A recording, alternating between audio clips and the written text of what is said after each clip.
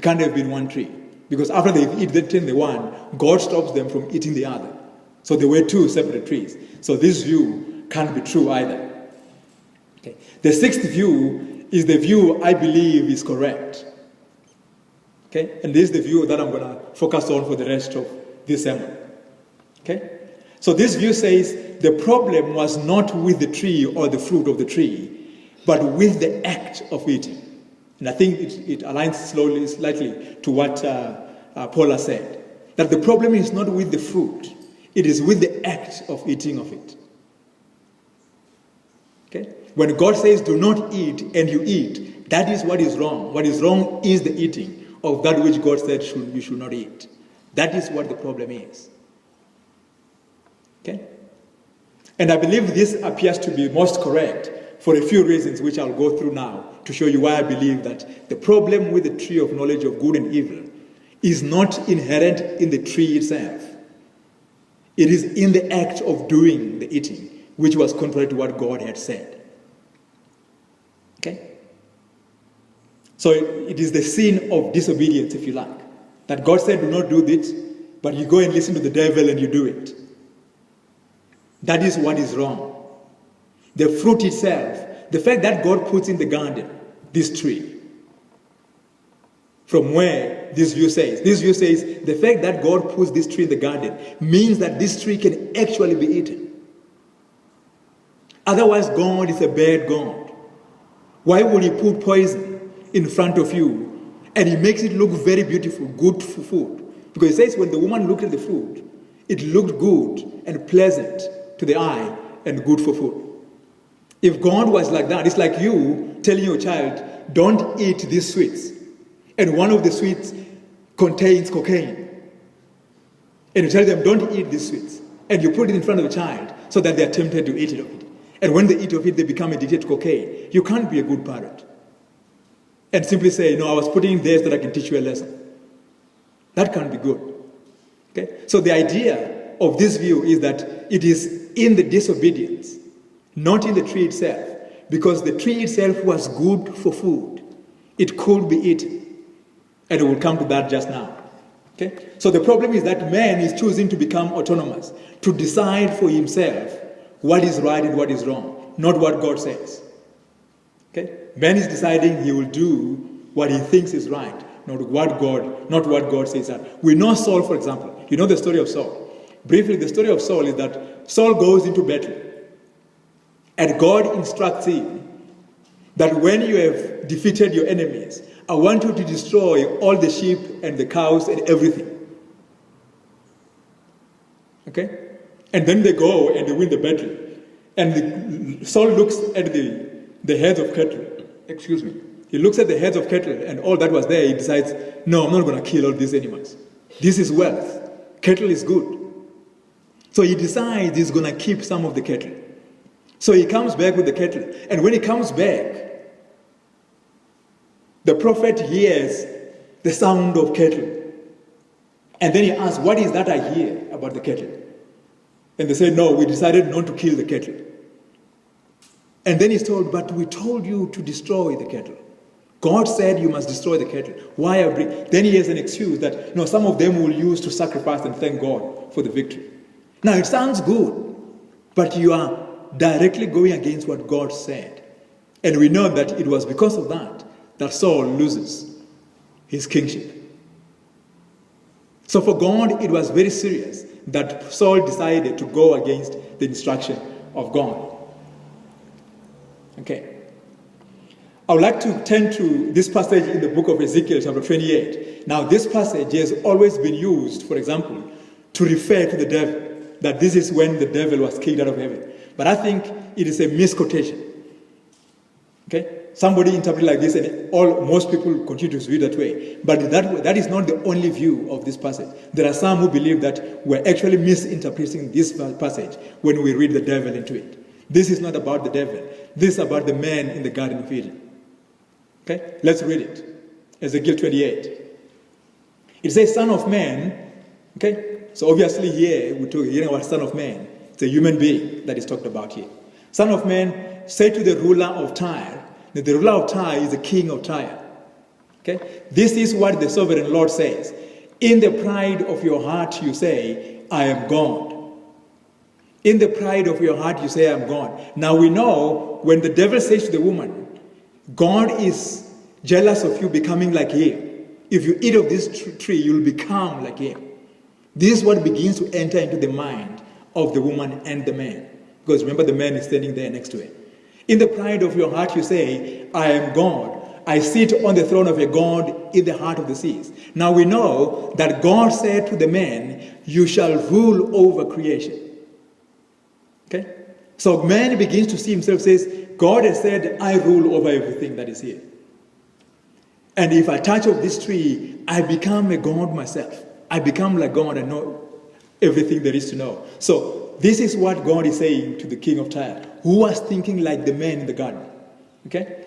In the pride of your heart you say, I am God. I sit on the throne of a God in the heart of the seas. But you are a mere mortal and not a God. Okay? God says you forget that you are a mere mortal. You are made of the ground, of the earth. You still die, you don't have eternal life. And we know that before Adam and Eve saying they were mortal, they were not immortal. One of the ideas that we hear, and I think maybe I must make this clear.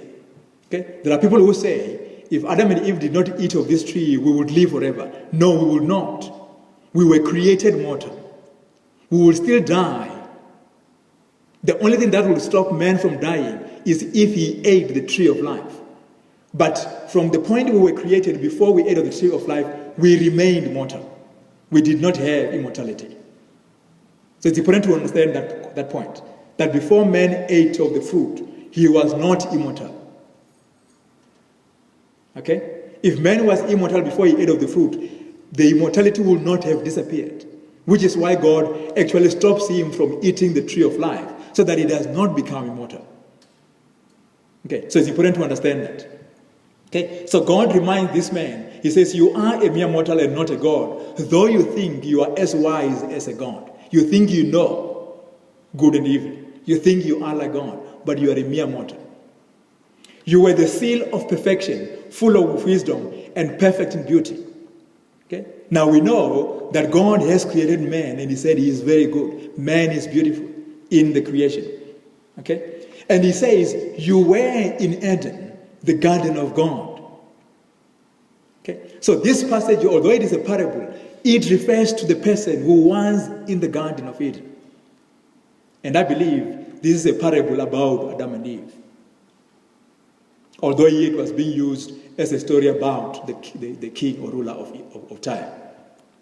Then he continues, you were anointed as a guardian cherub. Okay? Now this is where most of Christianity has went wrong in believing that this passage is about the devil. Because the devil was an angel. That when it says you were anointed as a guardian cherub, it refers to the devil who was an angel in heaven.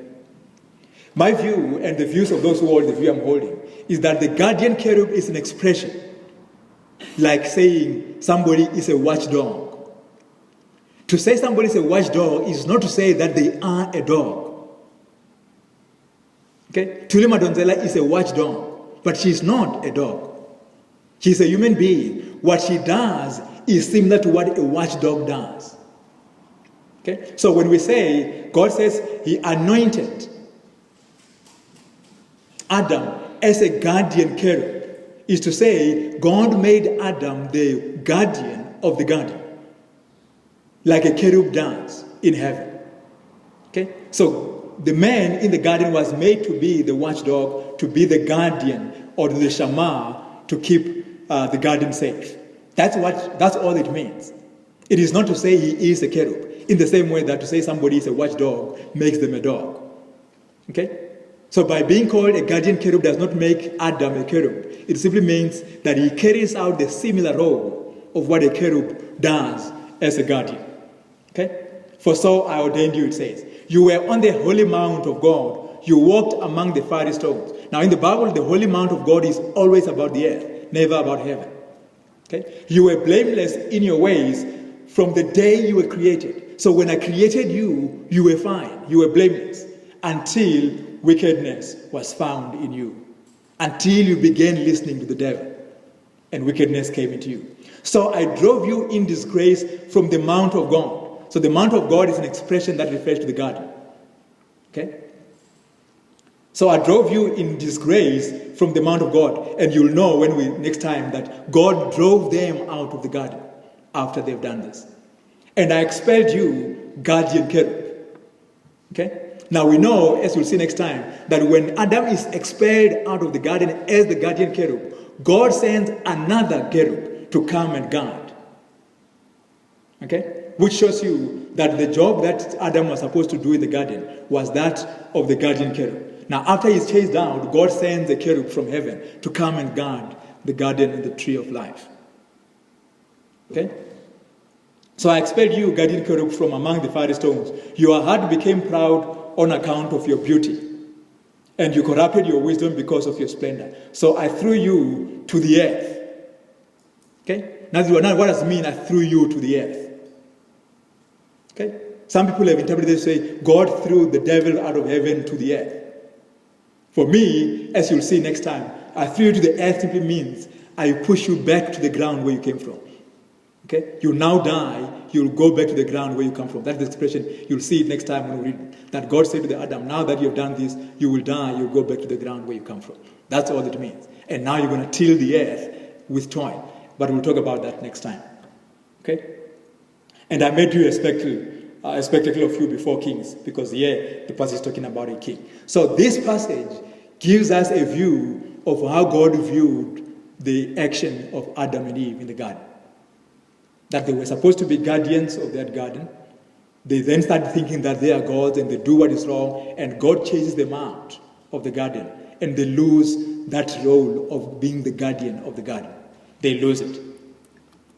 Okay?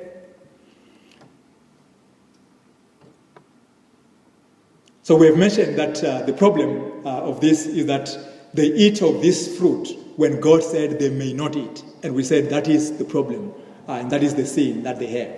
So the forbidden fruit is not about the fruit itself. It's about when it can be eaten. I've made a comment earlier that the fruit could be eaten. Okay? But it could be eaten only when God says they may eat of it. Okay? My personal view is that there was a time when God was going to come back to Adam and Eve and said, now you can eat of that tree. That tree was never meant never to be eaten by God. Or by man, sorry. God meant that man at some point will eat of the tree, and he will only eat of it when God says you may.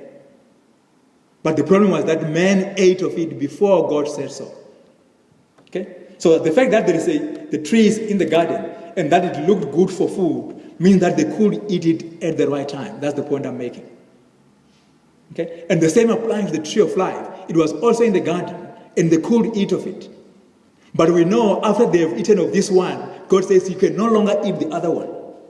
Because now it will be bad for you to eat the other one. Even though before they eat of this one, it was okay to eat the other one. Okay? So the problem with these trees is not that they cannot be eaten. Is that they cannot be eaten at the timing of man, but at the timing of God. Man will still have the chance to eat of the tree of life, but when God says so, not today. Okay?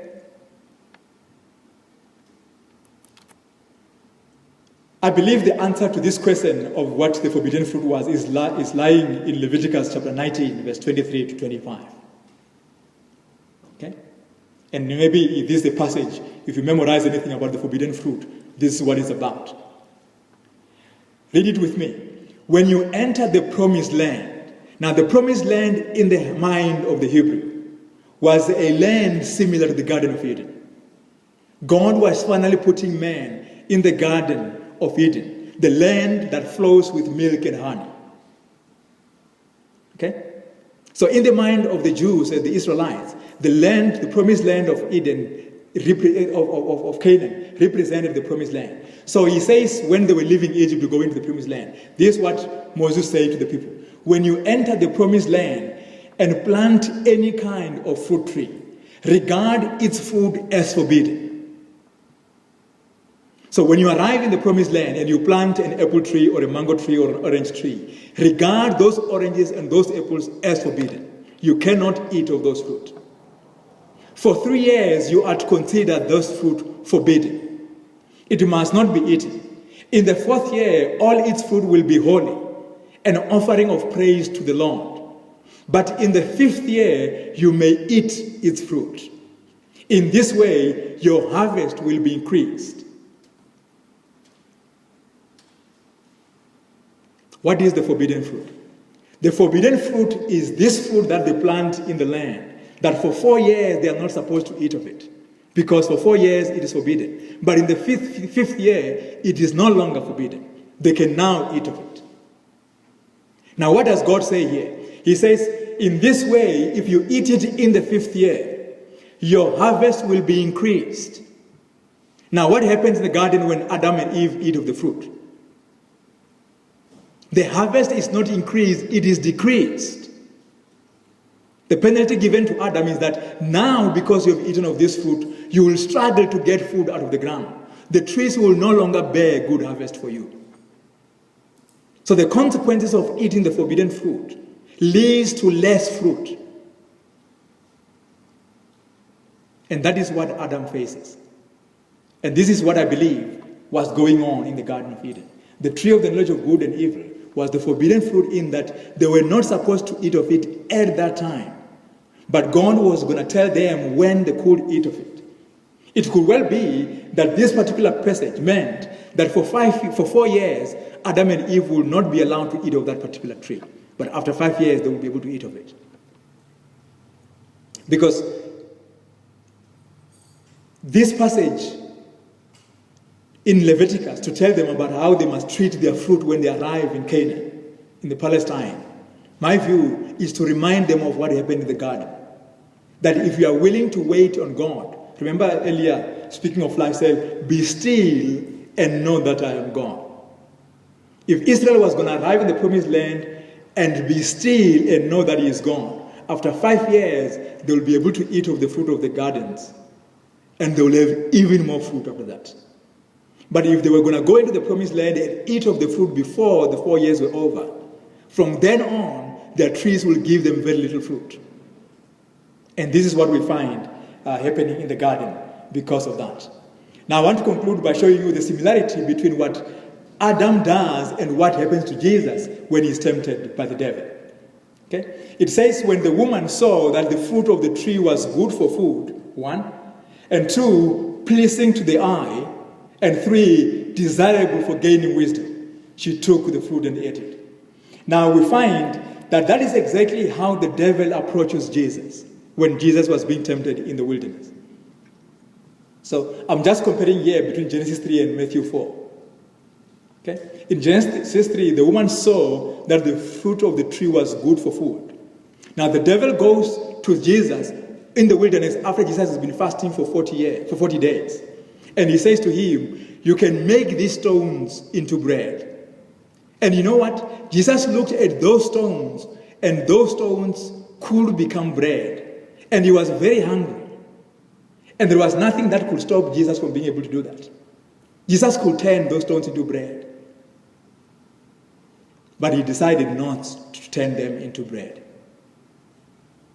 2, it says it was pleasing to the eye. Okay? In the second temptation, the devil takes Jesus to the top of the temple and say, you can jump off here. You can do what do you call it? Bungee jump. Yeah, you can do a bungee jumping off the roof of the temple, and you will not get hurt. Okay? Now, those who have done bungee jumping, it is a great experience. Okay? Now, Jesus could have wanted to do that, knowing that indeed the angel will be at the bottom to catch him. But he decides not to do it. Okay? And thirdly, it says it was desirable for gaining wisdom, to become like God, if you like. But in Matthew 4, the devil shows Jesus all the kingdoms of the world and their splendor. And he says to Jesus, you will become the king of all these kingdoms if you bow down and worship me. Now, the temptation that you find Jesus facing with the devil are exactly the same kind of temptation that the devil throws at Adam and Eve. And John, in 1 John 2, verse 16, gives us, if you like, an anatomy of what temptation looks like. For everything in the world, the lust of the flesh, the lust of the eyes, and the pride of life, all temptations have one or all of these ingredients. They are either the lust of the flesh, your flesh lusts to do something. You want to take cocaine. You want to overindulge on alcohol. Okay? Your body wants to do that. That's the lust of the flesh. Or the lust of the eyes. Something looks attractive. It looks good to the eye. Okay? Or the pride of life. I am important. That is the nature of all temptations we face. And John says, the lust of the flesh, the lust of the eyes, and the pride of life, they come not from the Father, but from the world. The world and its desires pass away, but whoever does the will of God lives forever. Okay?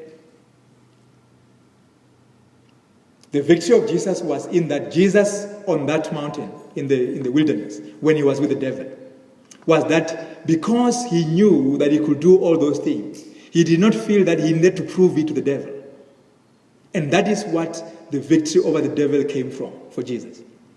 Jesus, according to Paul, in Philippians 2, verse 6 and 7, who existing in the form of God, okay? Jesus was God, as we read in John.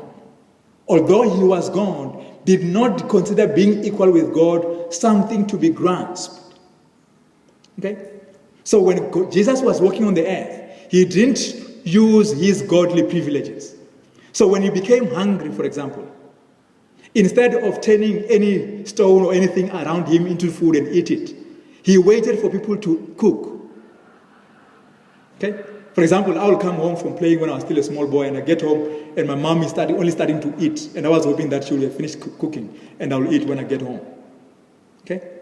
Now Jesus, I'm sure there are times when he will arrive at a house and he's hungry and they haven't started cooking yet. Now being Jesus, he could find anything in the house. He could go out of the house and pick up a stone and make into bread and eat of it if he wanted to do that.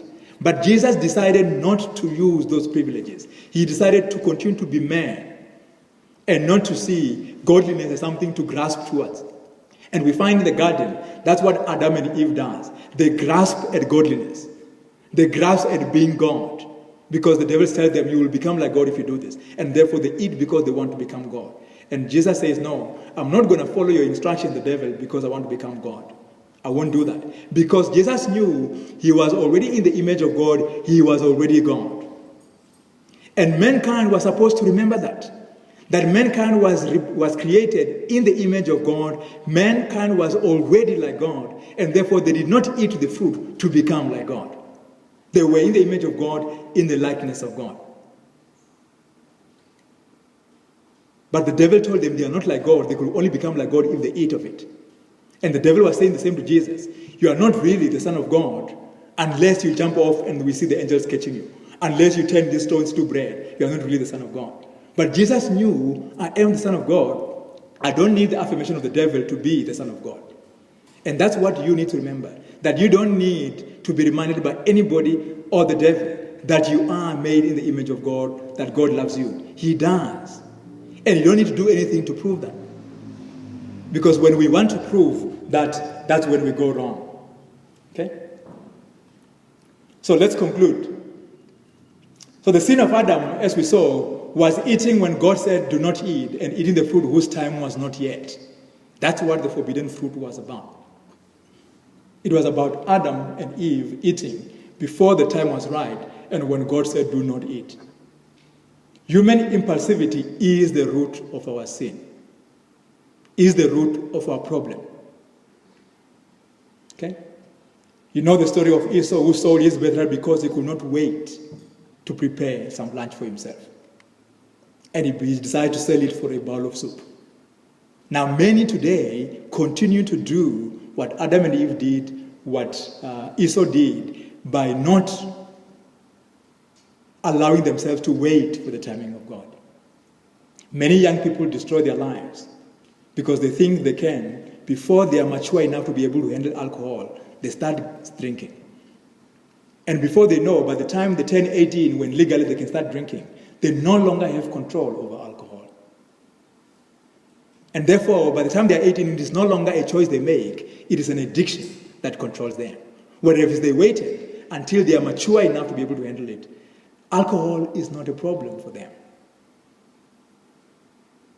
Okay? The same with sexuality. There are many young people who go into problems because they think they cannot wait until they are married. And that impulsiveness is what leads them into serious problems in their lives.